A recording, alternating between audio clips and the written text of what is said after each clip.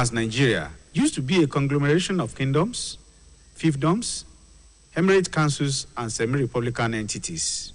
The country consists of over 250 ethnic groups, prominent among which are Yoruba in the southwestern part, Igbo, Efik, Ibibio, Ishekiris and Benis in the south-south and southeastern part, Hausa Fulani in the north, Kanuris and Shua Arabs in the northeast, as well as Igala and Langtang in the north-central, among others. If democracy is government by representation with responsibility to the mass of the people, each of these groups had semblance of democratic principles in their various systems of government prior to the arrival of colonialism.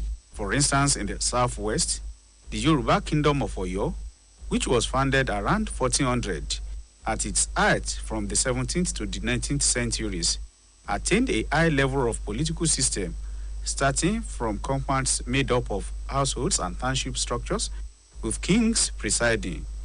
These kings are responsible to superior authorities, who presided over what can be termed the vassal states of Oyo. The final authorities resided in the Alaafin of Oyo and his council of Oyomesi. This is a semblance of today's local governments, states, and federal authorities in the Nigerian nation.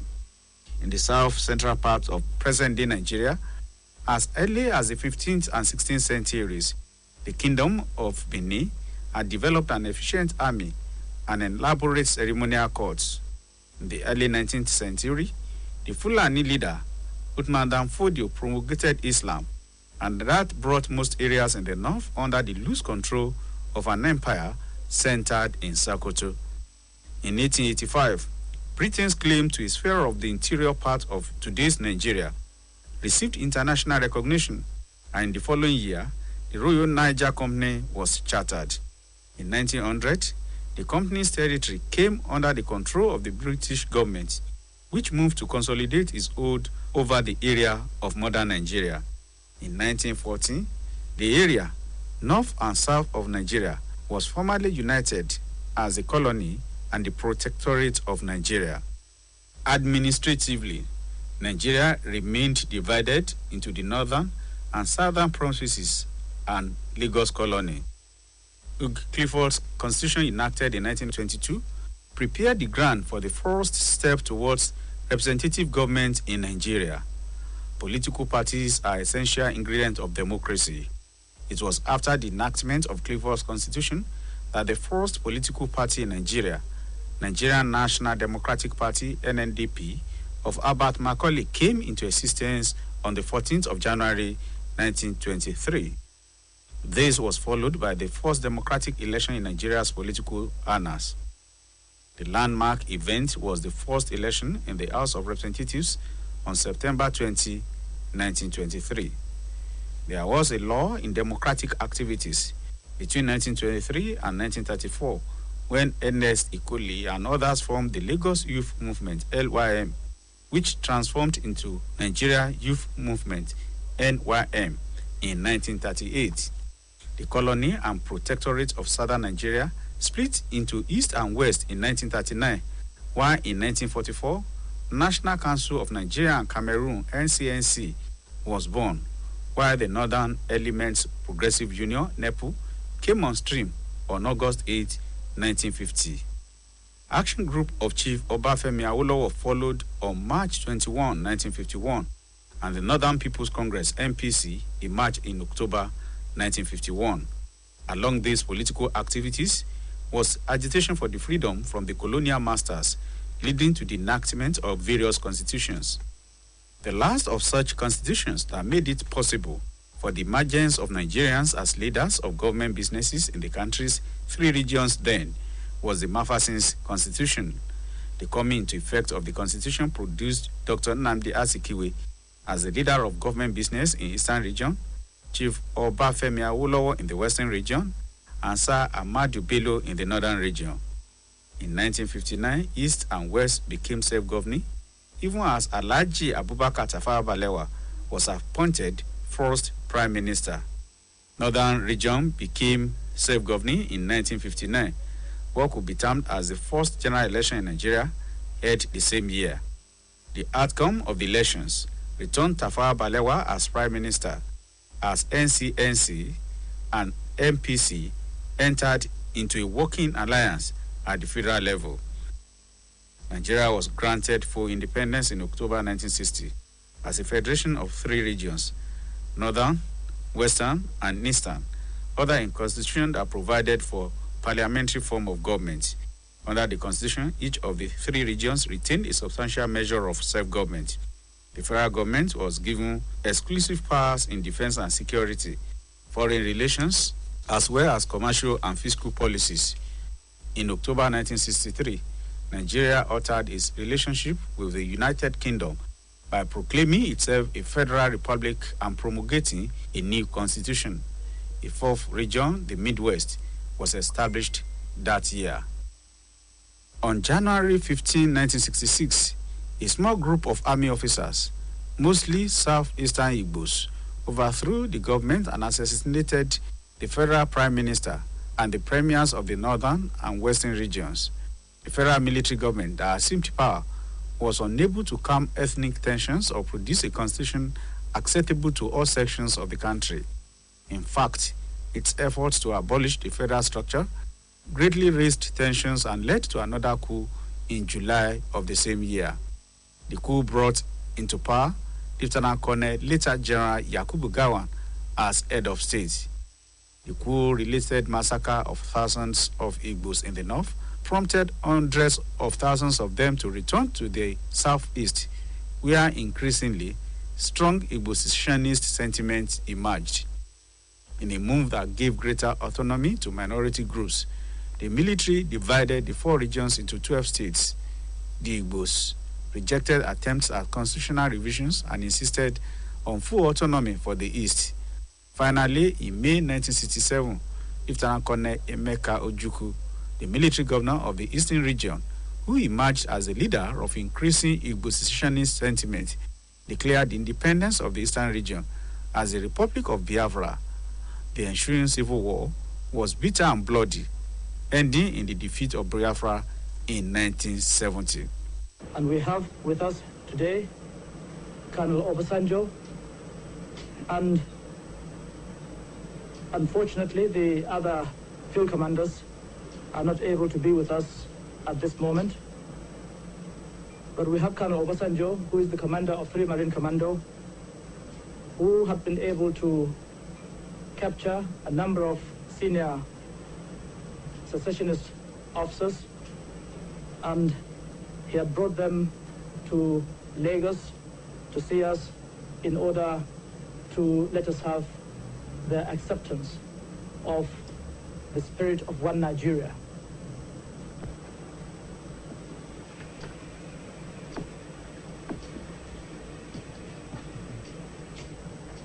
To formally give up secession and report for reappointment and redeployment.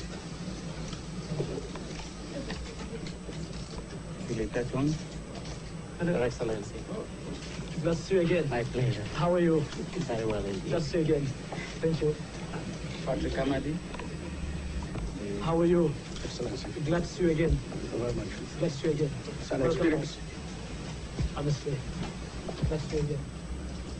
And I would like, therefore, to take this opportunity to say that I, Major General Philip Effiong, officer administering the government of the Republic of Biafra, now wish to make the following declaration.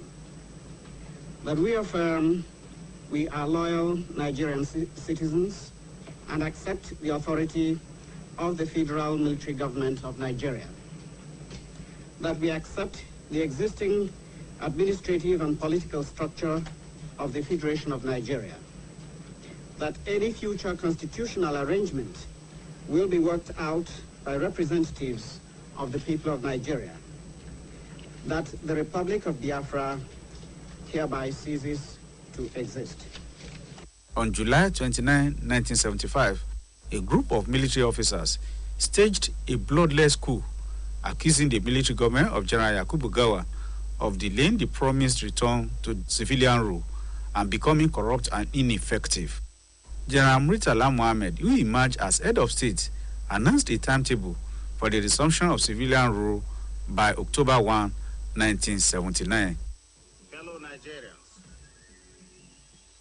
events of the past few years have indicated that despite our great human and material resources, the government has not been able to fulfill the legitimate expectations of our people.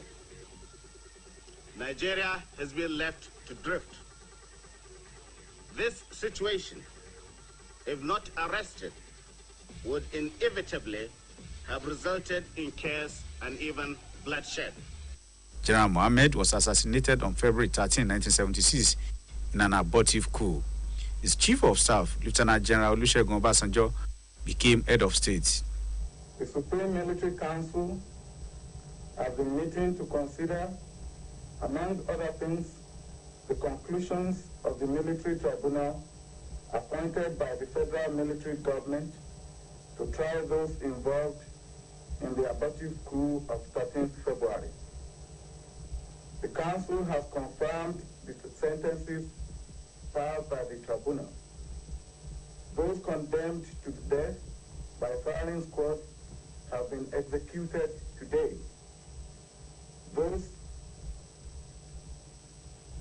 These include Lieutenant Colonel B.S. Dimka and Mr. J.D. Gumwo, two of the principal actors of the abortive coup. Obasanjo adhered meticulously to the schedule for return to civilian rule, moving to modernize and streamline the armed forces and seeking to use oil revenues to diversify and develop the country's economy. A Constituent Assembly was elected in 1977 to draft a constitution, which was published on September 21, 1978, when the ban of political activity, in effect since the advent of military rule, was lifted. Political parties were formed, and the candidates were nominated for president and vice president, the two houses of the National Assembly, governorships, and the state houses of assembly. In 1979, 5 political parties competed in a series of elections in which a northerner, Alhaji Shehu Shagari, of the National Party of Nigeria, NPN, was elected president. In August 1983, Shagari and the NPN were returned to power in what was described by the NPN as a landslide victory, with a majority of seats in the National Assembly and control of 12 state governments. But the elections were marked by violence and allegations of widespread vote rigging and electoral malpractices, which led to legal battles over the results. On December 31, 1983, the military overthrew Shagari's administration. Major General Muhammadu Buhari emerged as the leader of the Supreme Military Council, SMC, the country's new ruling body, charged the civilian government with economic mismanagement, widespread corruption, election fraud and violence, as well as a general lack of concern for the problems of Nigerians. We intend to hold the leadership until we are satisfied. Buhari government was peacefully overthrown by the SMC's third-ranking member, Army Chief of Staff Major General Ibrahim Babangida, in August 1985. Babangida cited the misuse of power, violations of human rights by key officers of the SMC, and the government's failure to deal with the country's deepening economic crisis as justifications for the takeover. President Babangida promised to return to civilian rule by 1990. This date was later extended until January 1993. In early 1989, a Constituent Assembly completed work on the Constitution for the Third Republic. In the spring of 1989, political activity was again permitted. In October 1989, the government established 2 grassroots parties, the National Republican Convention, NRC, which was to be a little to the right, and the Social Democratic Party, SDP, a little to the left. Other parties were not allowed to register by Babangida's government. In April 1990, middle-level officers attempted to overthrow Babangida's government. The coup failed, and 69 accused coup plotters were later executed after secret trials before military tribunals. The transition resumed after the failed coup. In December 1990, the first stage of partisan elections was held at the local government level.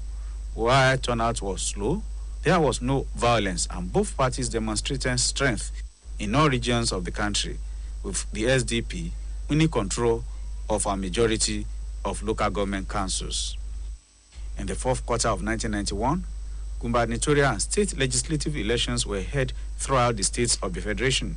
The same went for elections into the bicameral legislative arm of the country at the national level. That was followed by the presidential primaries of the two political parties, NRC and SDP. The primaries were marked by widespread alleged malpractices and violence, which prompted the Supreme Military Council, led by General Ibrahim Babangida, to cancel the results and ban all key gladiators in the primaries, including those declared as winners in subsequent elections in Nigeria. The development threw up new challenges, which Nigerians did not allow to prevent the parties from producing new sets of candidates for the actual elections in 1993. The presidential election was finally held on June 12, 1993, with the inauguration of the new president scheduled to take place on August 27, 1993, the 8th anniversary of President Babangida's coming to power. In the historic June 12, 1993 presidential election, which most observers deemed to be Nigeria's freest, early returns indicated that wealthy Yoruba businessman M.K. Abiola had won a decisive victory. However, on June 23, Babangida, using several pending lawsuits as precedents, annulled the election, throwing Nigeria into turmoil. It is true that the presidential election was generally seen to be free, fair, and peaceful.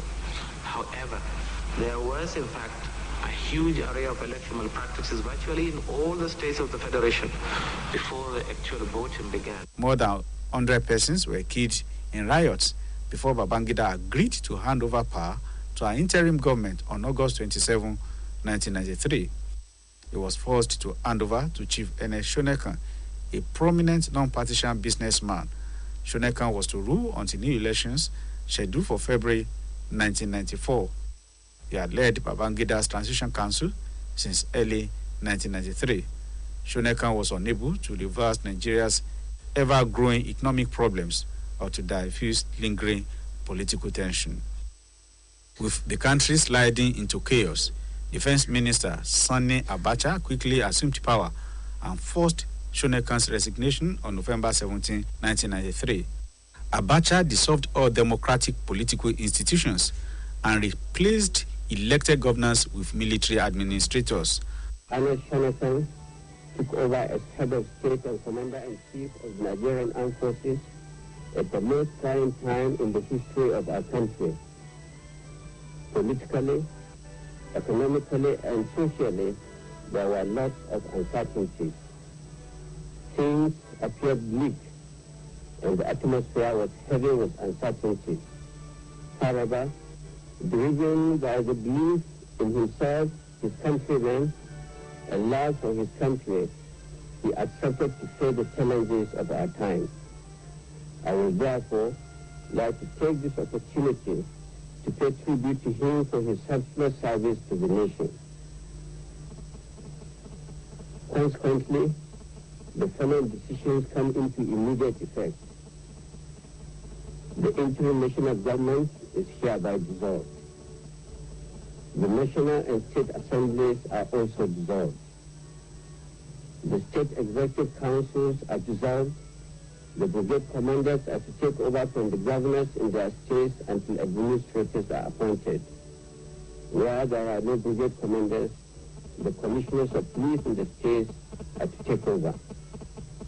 All local governments stand dissolved. The directors of personnel are to take over the administration of the local government until administrators are appointed. The National Electoral Commission is hereby dissolved. All former secretaries to federal ministries are to hand over to their director generals until ministers are appointed. The two political parties are hereby dissolved. All processions, political meetings, and associations of any type in any part of the country are hereby banned. Any consultative committee, by whatever name called, is hereby prescribed. Decree 61 of 1993 is hereby abrogated.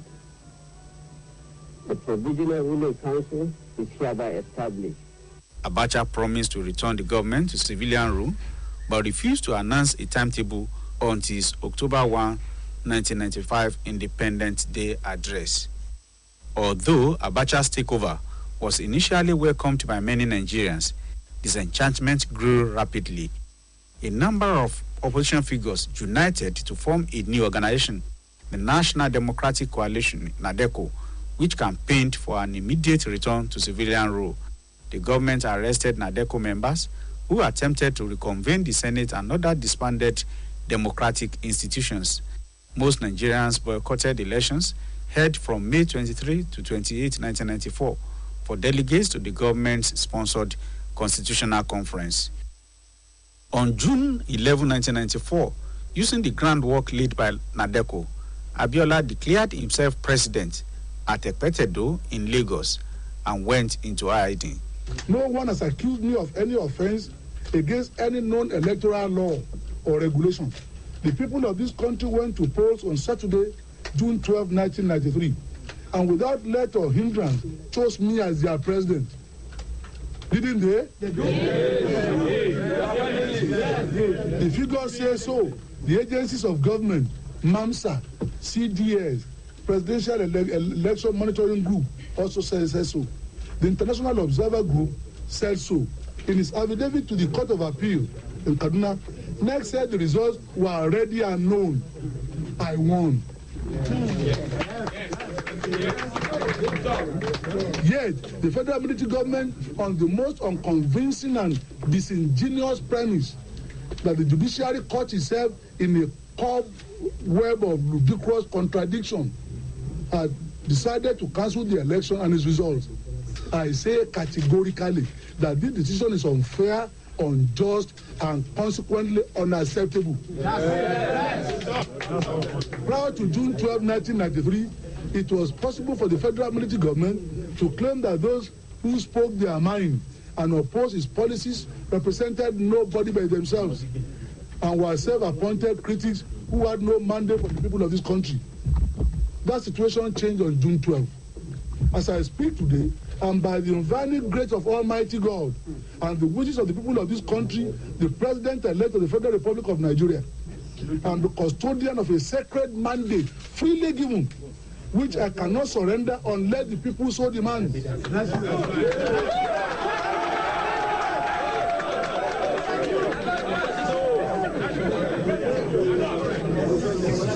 And it is by virtue of this mandate that I say that the decision of the federal military government to cancel the election of June 12 is invidious, unpatriotic, and capable of causing undue and unnecessary confusion in the country, and therefore repugnant to every right-thinking Nigerian. I therefore call on all our people who have yearned and worked for a speedy return of our beloved country to civilian democracy to reject any act by anybody which takes away their inalienable and fundamental human right to decide who governs them. No other institution or group can confer legitimacy of the presidency except through a free and fair election throughout Nigeria based on universal adult suffrage, such as the one in which I was elected president. I also call on the international community and all democratic forces to stand by the Nigerian people in our just struggle for democracy, freedom, and justice in our fatherland. They are already in total support of democracy in this country. From now on, the struggle in Nigeria is between the people and a small clique in the military determined to cling to power at all costs. We are fully convinced that a majority of the armed forces are law-abiding and wish for Nigeria to become a democratic nation. We have a record of all the votes in all the military cantonments in Nigeria. They all came out overwhelmingly to vote, themselves and their family, and they voted overwhelmingly for me, the President of the Federal Republic of Nigeria. It is inconceivable that a few people in government should claim to know so much better about politics and government in our country than the 14 million Nigerians who actually went to the polls on June 12. It is gratuitous insult to suppose that any government, no matter how impressed it is by its own knowledge and wisdom, should, against the people's will, continue to make laws and regulations whose only permanent characteristic is inconsistency. This country is tired of their inconsistency. The people of Nigeria have spoken. Unfortunately, apparently, what the people said was not what they wanted to hear. It was tough luck for them.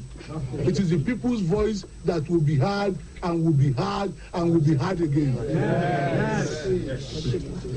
They have loudly and firmly proclaimed their preference for democracy. They have chosen me as their president for the next 4 years. They have determined that August 27, 1993 shall be the terminal date of military dictatorship in Nigeria. On that date, the people of Nigeria, through their democratic decision of June 12, 1993, expect to assume the reins of government. I fully intend to keep that date with history. He re-emerged and was promptly arrested on June 23. With Abiola in prison and tempers rising, Abacha convened the Constitutional Conference on June 27, 1994, but it almost immediately went into recess and did not reconvene until July 1994.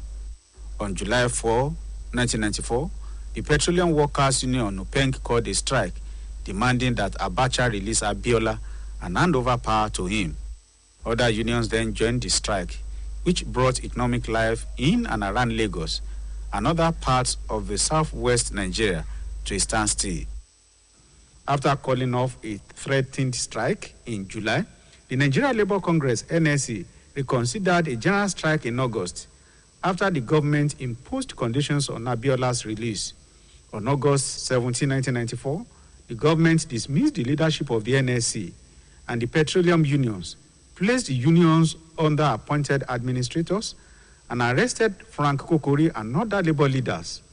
Although striking unions returned to work, the government arrested opponents, closed media houses, and moved strongly to curb dissent. The government alleged in early 1995 that some 40 military officers and civilians were engaged in coup plots. Security officers quickly rounded up the accused, including former head of state Olusegun Obasanjo and his SY deputy, retired General Shehu Musa Yar'Adua. After a secret tribunal, most of the accused were convicted and several death sentences were handed down to them. The tribunal also charged, convicted, and sentenced prominent human rights activists, journalists, and others, including relatives of the coup suspects, for their alleged anti-regime activities. In October, the government announced that the Provisional Ruling Council, PRC, and Abacha had approved final sentences for those convicted of participation in the coup plot.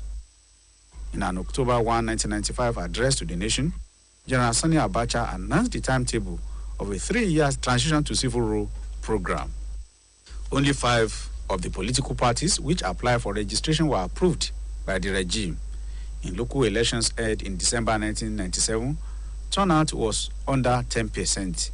By the April 1998 State Assembly and gubernatorial elections, all the 5 political parties had nominated General Abacha as their presidential candidate in controversial party conventions. Public reactions to these developments in the transition program was apathy and near complete boycott of the elections. On December 21, 1997, the government announced the arrest of the country's second highest ranking military officer, Chief of General Staff, Lieutenant General Oladipo Dia, 10 other officers, and 8 civilians on charges of coup plotting. Subsequently, the government arrested a number of additional persons for their alleged roles in the purported coup plot and tried the accused before a closed-door military tribunal in April, in which Diya and 8 others were sentenced to death.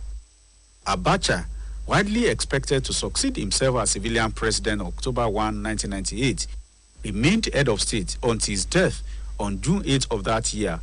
Abacha was replaced by General Abdulsalami Abubakar, who had been the third in command until the arrest of Diya. The PRC, under the new head of state, Abubakar, commuted the sentences of those accused in the alleged 1997 coup in July 1998. In March 1999, Diya and 54 others accused or convicted of participation in coups in 1990, 1995, and 1997 were released. Following the death of former head of state Abacha in June, Nigeria released almost all known civilian political detainees, including the Ogoni 19. In August 1998, the Abubakar's government appointed the Independent National Electoral Commission, INEC, to conduct elections for local government councils, state legislatures, and governors, the National Assembly, and President. INEC successfully held these elections on December 5, 1998, January 9, 1999, February 20, and February 27, 1999. A total of 9 parties were granted provisional registration, with 3 fulfilling the requirements to contest the following elections. These parties were the People's Democratic Party, PDP, the All People's Party, APP, and the Alliance for Democracy, AD. Former military head of state Olusegun Obasanjo, freed from prison by Abubakar, ran as a civilian candidate and won the presidential election. Irregularities marred the votes, and the defeated candidate, Chief Olufalaye, challenged the electoral results and Obasanjo's victory in court. The PRC promulgated a constitution based largely on the suspended 1979 constitution before the May 29, 1999 inauguration of the new civilian president. The constitution includes provisions for a bicameral legislature in the National Assembly, consisting of a 360-member House of Representatives and a 109-member Senate. The executive branch and the office of the president will retain strong federal powers. The legislature and the judiciary, having suffered years of neglect, must be rebuilt as institutions. The emergence of a democratic Nigeria in May 1999 ended 16 years of consecutive military rule. Olusegun Obasanjo became the steward of a country suffering from economic stagnation and deterioration of most of its democratic institutions. Obasanjo, a former general, was admired for his stand against the Abacha dictatorship, his record of returning the federal government to civilian rule in 1979, and his claim to represent all Nigerians, regardless of religion or tribe. The new president took over a country that faced many problems, including a dysfunctional bureaucracy, collapsed infrastructure, and a military that wanted a reward for returning quietly to the barracks. The president moved quickly and retired hundreds of military officers who held political positions, including a blue ribbon panel to investigate human rights violations, and ordered the release of scores of persons held without charge. Olusegun Obasanjo ruled for 8 years of 2 terms as president of Nigeria. However, the sour point of his administration was his attempt to elongate his presidency through a 3rd term of office, which was eventually scuttled.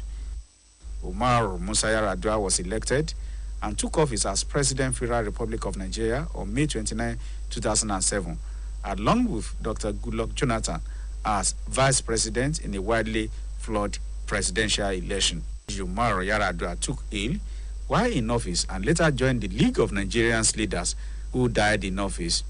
A constitutional crisis ensued between period of his illness and eventual death. The National Assembly had to adopt the principle of necessity before the then Vice President Goodluck Jonathan could take over as the acting president. He assumed full presidency later after the death of Umaru Yar'Adua. Dr. Jonathan contested in 2011 and won in an election rated as better than that of 2007. I, Goodluck Ebele Jonathan, do solemnly swear and affirm that I will be faithful and bear true allegiance to the Federal Republic of Nigeria, and that I will preserve, protect, and defend the Constitution of the Federal Republic of Nigeria. So help me God.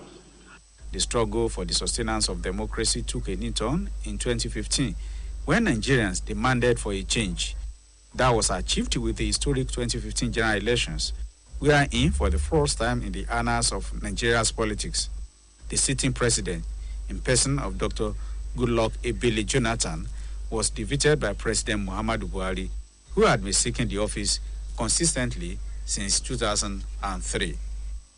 Against expectations from certain quarters, Dr. Goodluck Jonathan accepted defeat and congratulated Muhammadu Buhari even before the announcement of the final results. Yes, sir. Buhari, sir. Yes, sir. Okay, President Goodluck Jonathan would like to speak with you, sir. Okay. I'm connecting, sir. Okay, sir. Okay, hold up. Your Excellency. Hold on, sir. Okay. Hello, Your Excellency. Your Excellency, how are you? I'm all right, Your Excellency. Congratulations. Thank you very much, Your Excellency. Yeah, so how are things? Well, I will congratulate you more. Yes, that's why you find time some of these days to come so that we can sort out how to plan the transitional period. All right, Your Excellency. Thank you very much. Okay, congratulations. My respect, Your Excellency. Thank you.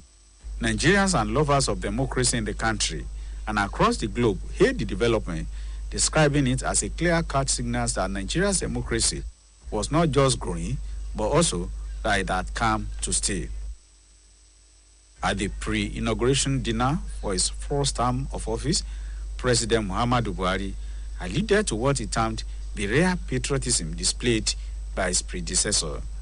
I want all Nigerians to join me in congratulating and appreciating Mr. President for his statesmanship.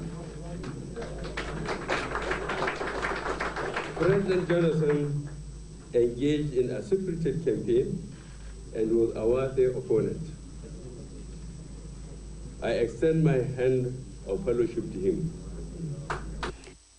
Another round of general elections were conducted in 2019. That was apart from the few ones which took place at state levels into the offices of governors in Anambra, Edo, Ondo, Ekiti, Osun, Kogi, and Bayelsa states, as well as by-elections in state houses of assembly and the National Assembly between 2015 and 2019. The 2019 general elections were conducted into the 36 states houses of assembly, council areas in the Federal Capital Territory, 29 states for governors, and the 2 chambers of the National Assembly. The poll saw President Muhammadu Buhari and Professor Yemi Osinbajo returned for the second term of office, though not without complaints from the main opposition party, the People's Democratic Party, PDP, and its flag bearer, Alhaji Atiku Abubakar. Expectedly, President Muhammadu Buhari and his vice, Professor Yemi Osinbajo, were inaugurated on the 29th of May 2019, despite the case instituted by the PDP and Alhaji Atiku Abubakar before the Presidential Election Petition Tribunal. The controversy that had started since 1999, on which day was to be regarded as Democracy Day, between May 29 and June 12, was finally settled by the Buhari's administration, which in 2018 declared unequivocally that the historic June 12 will from 2019 be regarded as Democracy Day and honor the symbol of the election, Chief M.K. Abiola, with the national honor of the Grand Commander of the Federal Republic, GCFR, bestowed only on Nigeria's president, as well as his running mate, Ambassador Babagana Kingibe, and Chief Gani Fahemi, with the national honor of Grand Commander of the Order of the Niger, GCON. Today, I'm very happy to be present and to preside over the commemoration and the investiture marking the formal official federal government recognition of June 12 as National Democracy Day. –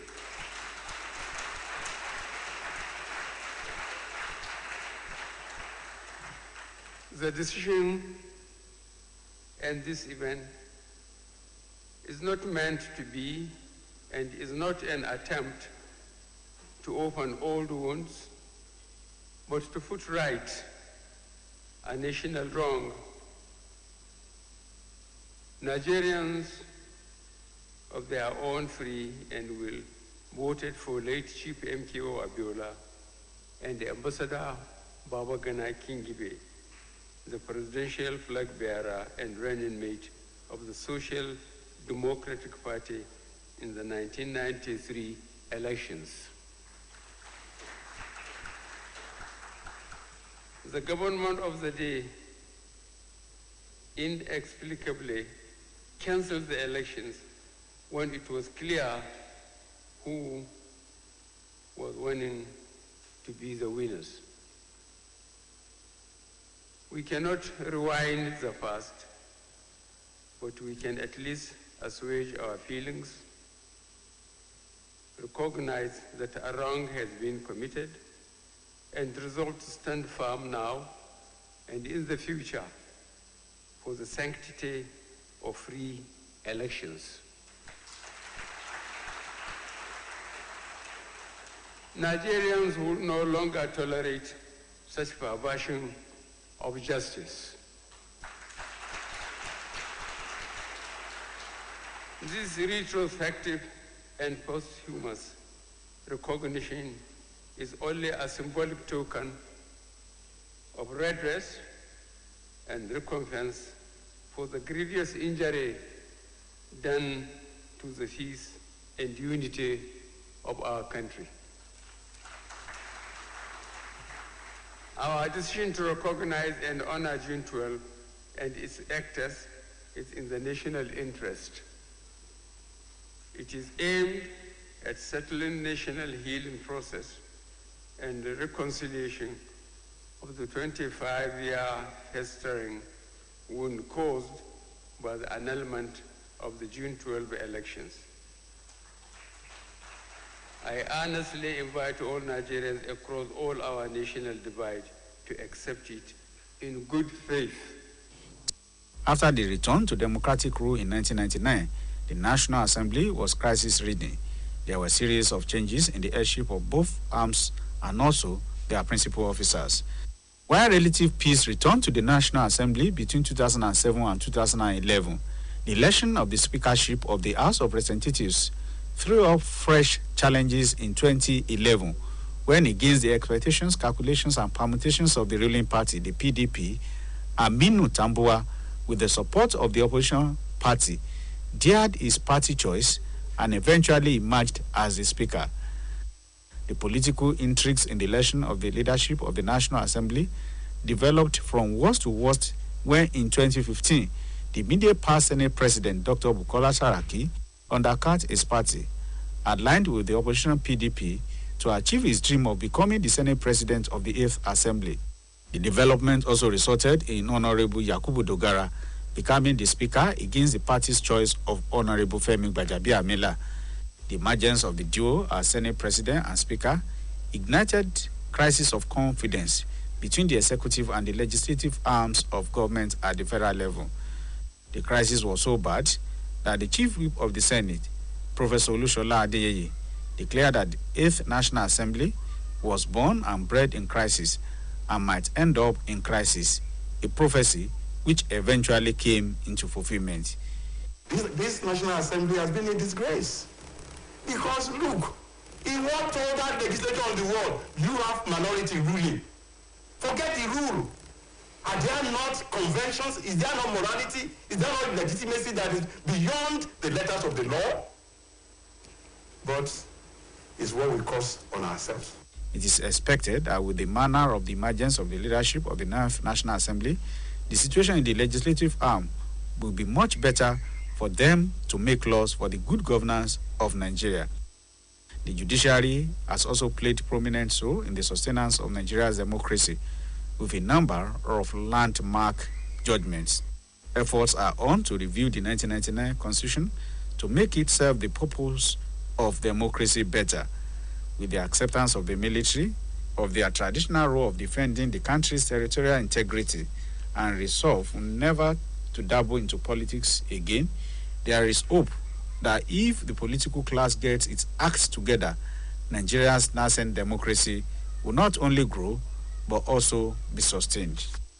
As Nigeria today marks its Democracy Day, with celebrations across the capitals of the 36 states of the Federation and the Federal Capital Territory, Abuja, OSBC Media Conglomerate says, Happy Democracy Day.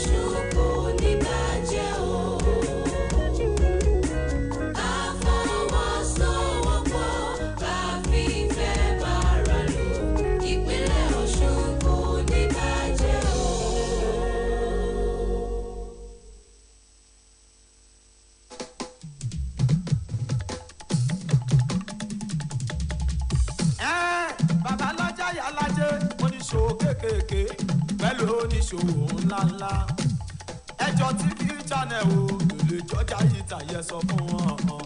OSBC lókè balẹ̀ yìí channel 32 UHF náà lẹ̀ sọ. channel 32 UHF ẹgbẹ́ polówó ọjà wá síbẹ̀ wọn. OSBC channel 32 kí ló ń ṣe níbẹ̀ gan òjijì tún lè ṣàdùnrẹ́ ṣe ọmọ. wọ́n sọ̀rọ̀ àsìkò ní àjọyọ̀ àjò ìsìnkú kọ́ni lọ́gbọ́n lọ́lọ́kan òjò kan àwọn orin àsìkò tó tún bàbá mú gidi ẹ ṣe publicity fún business tí a jáwó ìwọ lọ rí wọn tún lè ṣàdó bàbá ọgbọ́n ṣòkòrò kí lókè balẹ̀ náà wà ó ṣòkòrò kí lókè balẹ̀ náà wà ó. Day by day, sweetheart, I find these are the ties that bind the little things you do that please me so. Oh, the way you always understand when simple joy